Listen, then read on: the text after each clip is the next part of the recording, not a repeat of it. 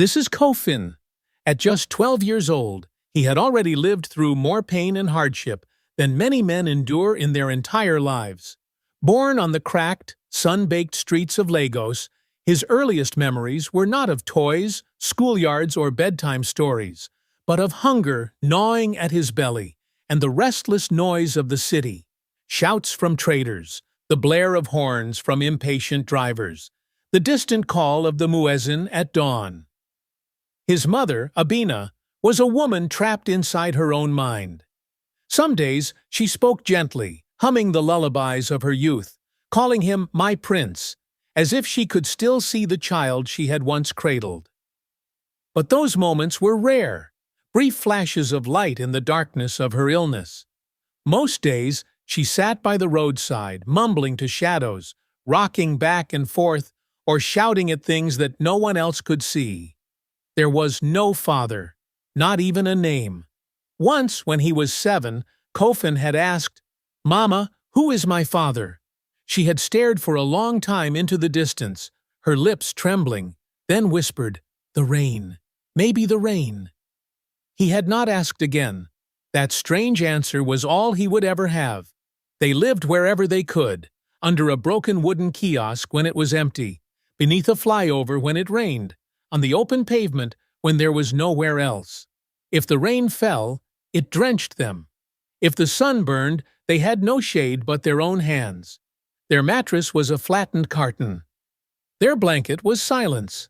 On the rare days when Abina's mind cleared, she would touch his cheek, smile faintly, and sing to him in Yoruba, her voice soft but cracked from years of dust and neglect.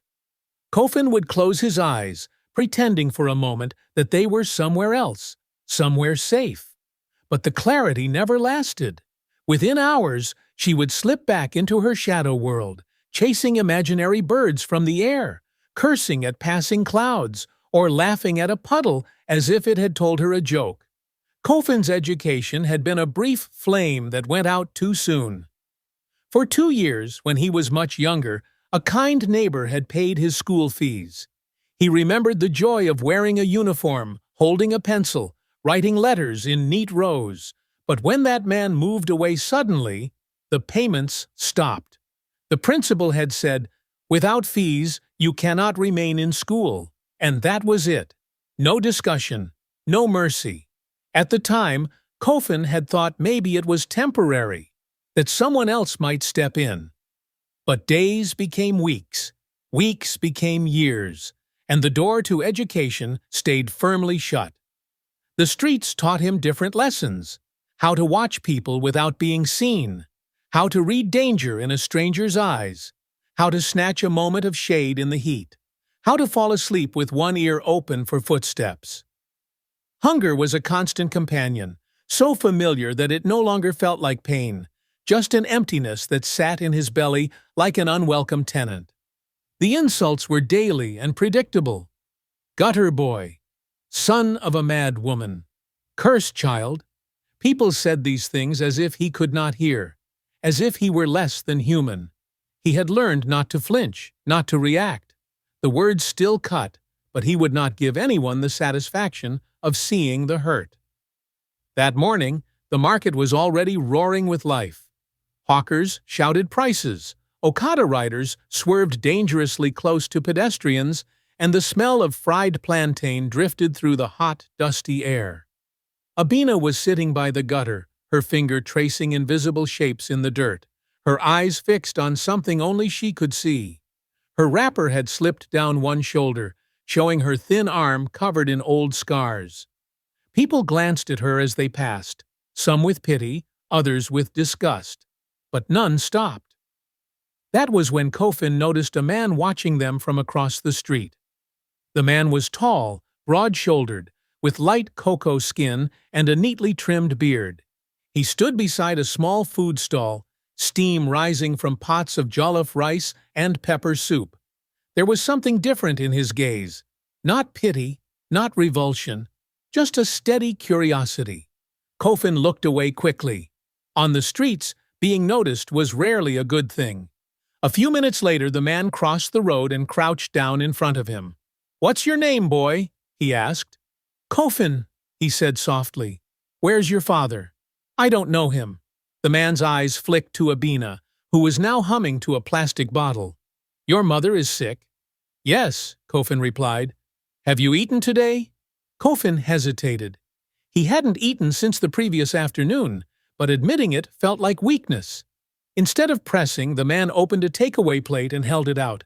Here, eat. Suspicion tightened in Kofin's chest. Street rules said food from strangers often came with a price. But the man's face was calm, his voice gentle. Don't worry, he said. I'm not like the others. That was how he met Uncle Musa. The rice was rich with tomato, the meat soft and tender. Each bite felt like a treasure. He ate slowly, afraid to finish too soon. That evening, Musa returned with bottled water and a bar of soap. Come to my shop tomorrow, he said. Help me clean, and I'll feed you. The next day, Kofin came. He swept the floor, washed plates until his fingers wrinkled, and carried trays to customers. Musa's food stand was small, but always busy. People came and went, leaving the air heavy with the scent of pepper and fried fish. Kofin watched everything, how Musa greeted people, how he measured food portions with precision, how he counted change quickly and correctly. One afternoon, Musa found him crouched by the side of the stall, writing numbers in the dirt with a stick. Where did you learn that? Musa asked. From listening outside a school, Kofin said. I memorize what the teacher says. You never went to school? I did, for 2 years, but the man paying my fees left. The next week, Musa gave him an exercise book and a pack of pencils. 3 weeks later, Kofin stood in a public school classroom again, wearing a second-hand uniform that was too big for his thin frame. He excelled. He answered questions before anyone else. He memorized entire lessons after hearing them once. Teachers whispered in amazement. For the first time in years, he felt like he belonged. But good things in Kofin's life had a way of ending too soon. One evening, Musa called him over. My brother in Ghana needs my help, he said. I'll be leaving next week. I've paid your school fees until the end of this term. After that, I pray God sends someone else to help you. When Musa left, the fees stopped. The principal called him in. Without payment you cannot stay, she said. And just like that, the door to education closed again. He returned to the streets. His school uniform faded from blue to gray. His exercise book got wet in the rain, the ink running until the words blurred. People stopped seeing him as the smart boy from school and saw only another street child. But his hunger for learning remained. He found City Crest Academy, a private school with golden walls and gleaming windows. The students wore blazers with their names stitched neatly on the pocket. He discovered a mango tree behind the school, where an open window allowed him to hear the lessons. Every day, he sat there, scribbling notes on scraps of paper. Old flyers, tissue boxes, anything with a clean side. One Monday, crouched under the tree, he heard a voice behind him. You're the boy they keep chasing away, right? He turned to see a boy his age, in a spotless blazer and polished shoes. His name badge read David. Why are you here? David asked. I want to learn. You don't go to school? No, my mother is sick. We live on the street. David looked down at his shiny shoes. People laugh at me too, he said quietly. They say I'm stupid, that my father pays the school to pass me. Kofin frowned. You? But you have everything. I don't understand anything they teach. Will you help me?